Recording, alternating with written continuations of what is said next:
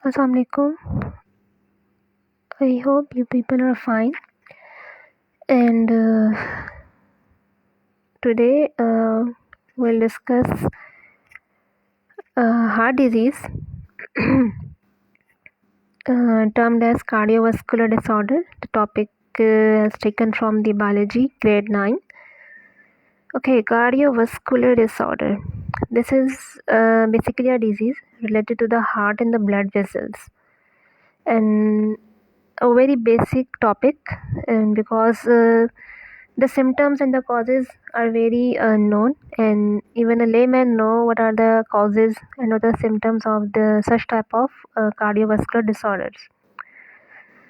Well, let's talk about its risk factors and causes. Then the risk factor and causes include aging, hypertension means high blood pressure, diabetes, sugar, use of tobacco, smoking, obesity, overweight, and sedentary means a luxurious or lifestyle within a comfort zone.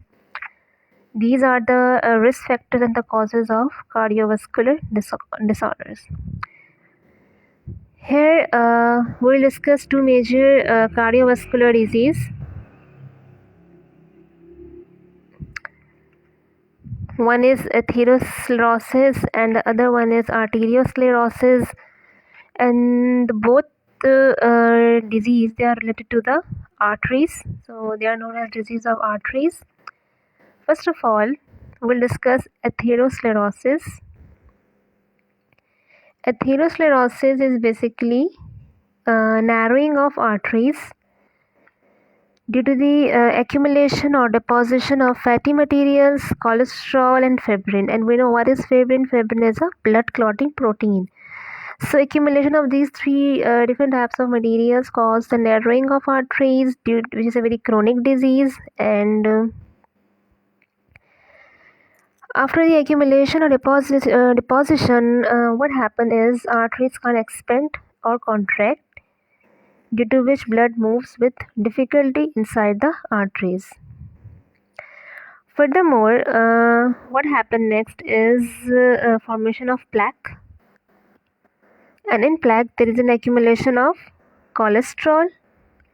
When cholesterol accumulate, it form the multiple deposits, and this deposit form plaque, which is basically a blood clot in the arteries, and it is known as thrombus. And when this thrombus means the blood clot becomes free floating or moving, then it is known as embolus. So there's a difference between the thrombus and the embolus. Means if the plaque or the blood clot in the artery is static, it doesn't move, then it is thrombus. But if it is free floating or move inside the artery, then it is known as embolus.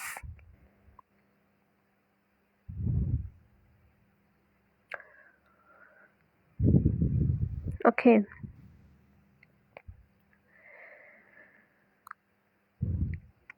Arteriosclerosis is basically the hardening of arteries, and this hardening of arteries is due to the deposition of calcium in the walls of arteries. When calcium is present in abundance inside the wall of artery, then it leads to the development of a disease known as arteriosclerosis. So the arteriosclerosis, basically the outcome of the atherosclerosis. When atherosclerosis becomes severe, then it becomes arteriosclerosis.